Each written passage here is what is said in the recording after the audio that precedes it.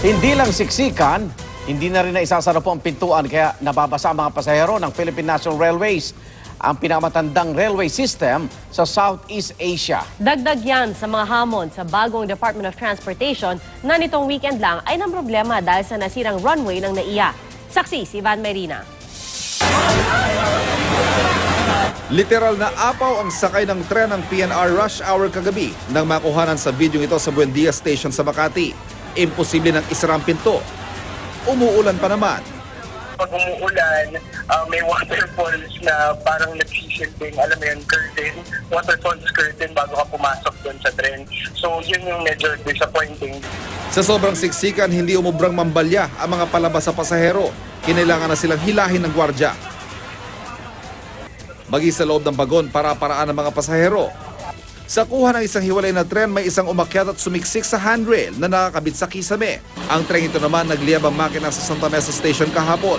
Sabi ng aking mga nakausap, regular na kalbaryo raw ang pagsakay sa PNR train tuwing rush hour. Mahirap kasi matutulak ka talaga.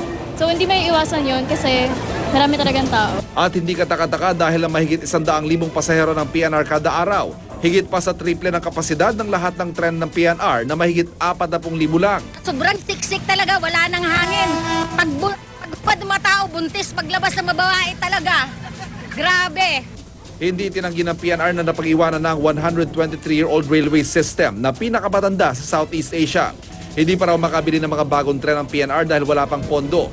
Kahit nga sa hintayan, madalas hindi kasya mga pasahero. Ito ang Buendia Station ng PNR. Dito nakunan yung video kung saan makikita ang matinding siksikan sa mga tren ng PNR. Makikita natin yung bubong hanggang dito lang.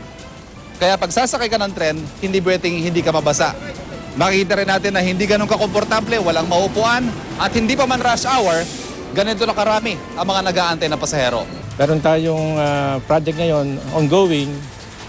This will be completed in 3 months. All station platforms, pahabain yan to accommodate yung 5-car train. Kulang sa pondo mula gobyerno, kulang din ang mismong kita, lalo't 20 taon na nakapako sa 10 piso ang minimum na pasahe ng PNR. Malaking debate noon pa. Dapat na bang taasan ng singil para maayos ang PNR? O sulit ba magbayad ng mahal na pamasahe kung ganito naman ang sasakyan? Dagdag hamon na naman ito sa bagong Department of Transportation na nitong weekend lang ay nang problema sa mga lubak sa runway ng NAIA.